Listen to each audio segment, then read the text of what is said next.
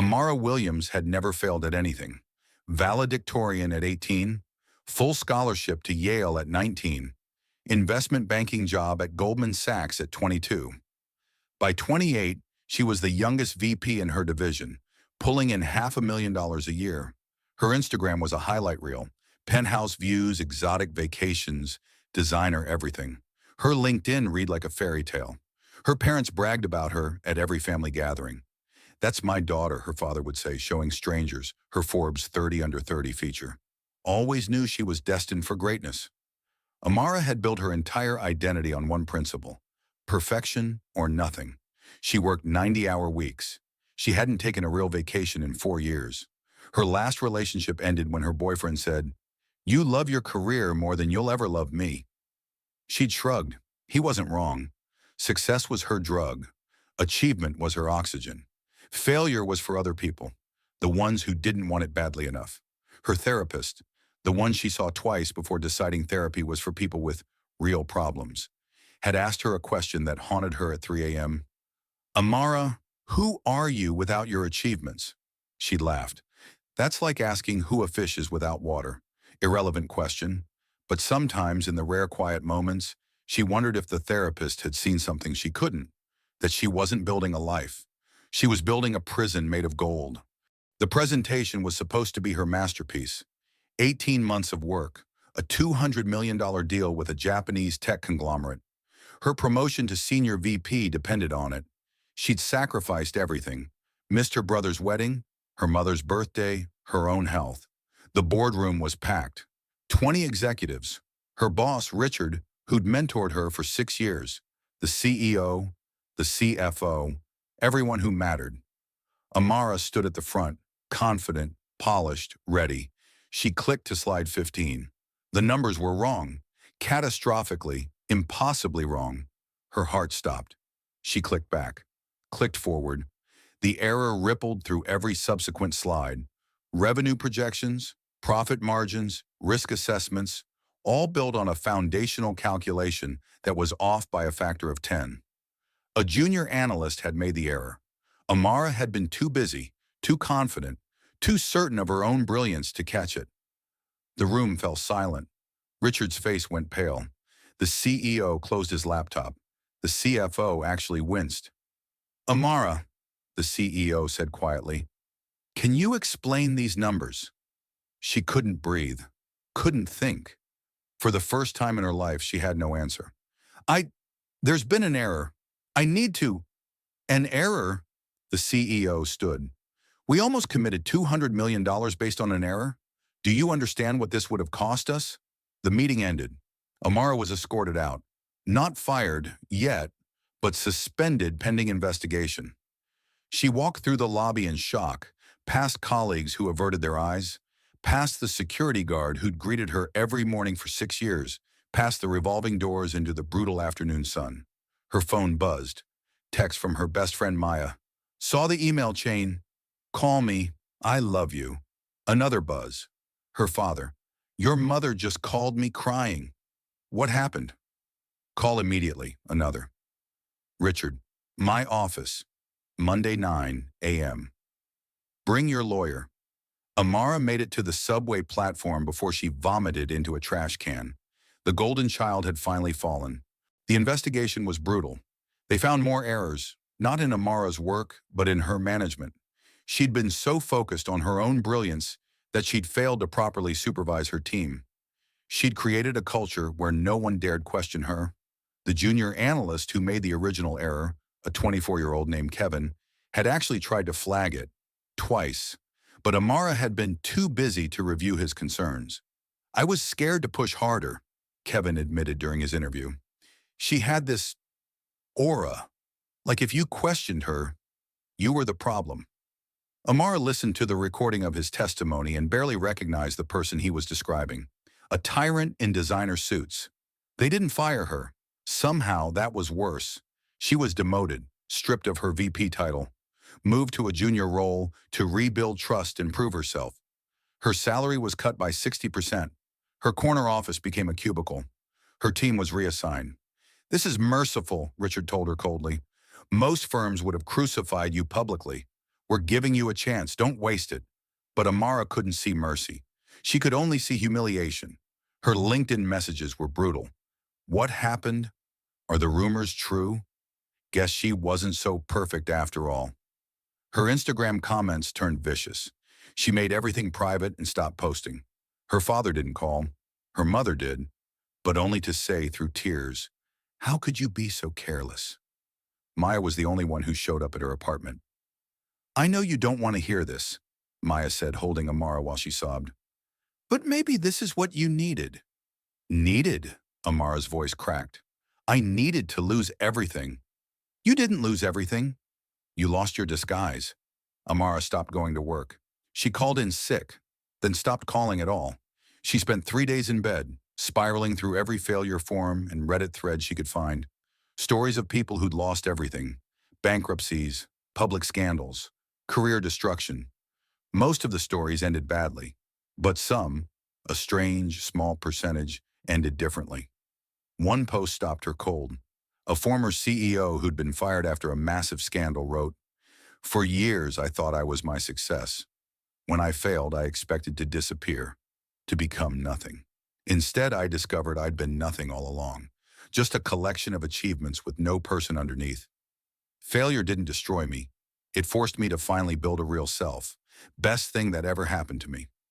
Amara read it 17 times. She thought of her therapist's question, "Who are you without your achievements?" She finally had an answer. Nobody. I'm nobody. And that realization broke something open inside her. Amara's breaking point came at her nephew's birthday party. She'd been avoiding family, but her brother David, whose wedding she'd missed, had insisted. "Mom's worried." "We're all worried. Just come. Please." The party was in David's backyard. Kids everywhere. Laughter. Normalcy.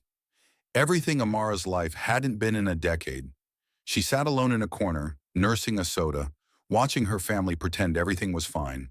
Her nephew Tyler, 7 years old, obsessed with dinosaurs, plopped down next to her. "Aunt Mara, why do you look sad?" "I'm not sad, buddy." "Yes, you are. Your eyes are sad." He studied her with that brutal honesty only children have. "Did you lose something?" "Yeah," Amara whispered. "I lost everything." Tyler considered this. "When I lost Mr. Scales," his favorite toy lizard, "I cried for a whole day. But then I found him under my bed. Was he lost? Or was I just looking in the wrong place?" Something in Amara's chest cracked wide open. She'd been looking for herself in achievements, titles, other people's approval. And when those disappeared, she thought she'd lost herself.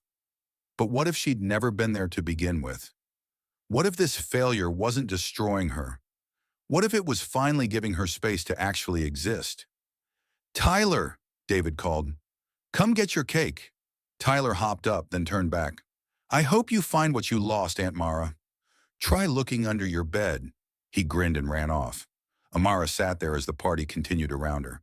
Kids screaming, adults laughing, life happening. And she made a decision. She pulled out her phone and did 3 things. She called her therapist and booked an appointment. She texted Kevin, the junior analyst. "I owe you an apology. A real one. Can we talk?" She opened her notes app and wrote, "What if failure is just the universe forcing you to become someone real?" She stared at those words for a long time. Then she went and ate cake with her nephew, and for the first time in months, she didn't think about her career once. The cubicle was small, cramped, and humbling.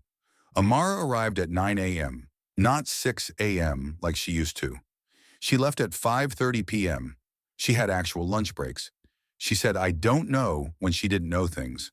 She asked for help. She listened when people spoke. She was, by every metric she'd once valued, a failure. And she'd never been more content. Therapy had been brutal. Dr. Chen didn't let her hide behind excuses. "You weren't successful because you were brilliant," Dr. Chen said during their 4th session. "You were successful because you were terrified of being ordinary. There's a difference." "Is there?" Amara had asked. "Yes. One is sustainable. One is a ticking time bomb. You detonated. Now you get to build something real." Amara started small. She joined Kevin's team for lunch, something the old Amara would have considered beneath her. She learned their stories, their struggles, their dreams. Kevin, it turned out, was a musical prodigy who'd chosen finance because it was practical. His real passion was composing. "Why don't you pursue it?" Amara asked. Kevin laughed. "Same reason you work 90-hour weeks. I'm scared of failing." "Failure isn't what you think it is," Amara said quietly. "What is it then?" "Information." That became her mantra. Failure is information. The $200 million error? Information that she'd built a team on fear, not trust. The demotion? Information that titles don't make you valuable. Your character does. The public humiliation? Information that she'd been performing perfection instead of living authentically. Maya noticed the change first. "You smile now," she said over coffee, "like real smiles. Not those scary corporate ones." "I'm lighter," Amara admitted. "Losing everything was, freeing. Turns out I was carrying around this enormous expectation to be perfect. Now that I've failed spectacularly, there's nothing left to prove." "So what now?" Amara grinned. "No idea. Isn't that terrifying and exciting?" The conference room was smaller than the one where she'd failed. The company was a startup, scrappy, chaotic, nothing like Goldman Sachs. But the 20 faces staring at Amara were eager, hopeful, and reminded her why she'd fallen in love with business in the first place. "Thank you for joining us today," the CEO said. "Amara comes highly recommended. She's going to talk about building resilient teams." Amara stood, and for the first time in years, she felt no performance anxiety. No need to prove anything. 2 years ago, I destroyed a $200 million deal because I was so obsessed with being perfect that I forgot to be thorough. I was demoted, humiliated, and had to rebuild my entire career from scratch. She paused, looking at their shocked faces. "Best thing that ever happened to me?" She told them about the culture of fear she'd created, about Kevin, about learning to say, "I don't know," about discovering that failure isn't the opposite of success, it's the foundation of it. The gift of failure, she concluded, is that it forces you to confront who you really are beneath the performance. And that person, messy, imperfect, uncertain, that's the only person worth being. After the talk, a young woman approached her. Couldn't have been older than 25, eyes burning with that familiar desperate ambition. "I'm terrified of failing," she confessed. "What if I work this hard and it doesn't work out?" Amara smiled. "Then you'll finally get to meet yourself. And trust me, she's worth meeting." What Amara didn't mention in her talk, what she was still processing, was the letter she'd received last week from Richard, her old boss at Goldman Sachs. "Amara, I'm retiring next year. Been thinking about my legacy and my regrets. My biggest, how I handled your situation. You were right to prioritize your team's humanity over quarterly results. I built a machine, not a company. You tried to build something better, and I punished you for it. I'm sorry. Also, if you're interested, we have a VP of Culture position opening. The company needs someone who understands that failure is how humans learn. Interested?" Our Amara had stared at that email for 3 days. The old Amara would have said yes instantly. Vindication, redemption, the triumphant return. But the new Amara, she'd written back, "Richard, I appreciate the offer and the apology, but I'm exactly where I need to be, learning, growing, and failing forward. That VP role, offer it to someone who still thinks they have something to prove. I finally realized I don't. But thank you for teaching me that failure isn't fatal. It's fertilizer." A. She hit send and felt no regret, because she'd finally learned the secret that everyone chasing perfection misses. Your biggest failure will either destroy you or define you. The difference is whether you let it teach you or bury you. Amara had chosen to learn, and that choice transformed everything. 3 months after declining Richard's offer, Amara launched her own consultancy, Failing Forward, Building Human-Centered Teams. Her first client?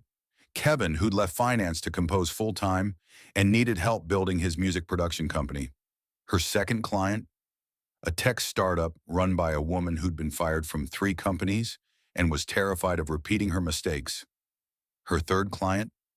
A 55-year-old executive who'd just been laid off and thought his career was over. Amara helped them all see what she'd learned. Failure isn't the opposite of success. It's the scar tissue that makes success meaningful. The last thing she did before launching her company was frame something above her desk. Not an award, not a degree, not a 30 under 30 feature. It was Tyler's drawing from that birthday party, a dinosaur holding a sign that said, "Sometimes you find yourself under the bed." Underneath it, Amara had written, "I looked for myself in achievements and found nothing. I looked in my failure and found everything. This is where I began. This is my greatest gift. Failure is simply the opportunity to begin again, this time more intelligently." Henry Ford. I failed my way into becoming someone I actually like. Amara Williams.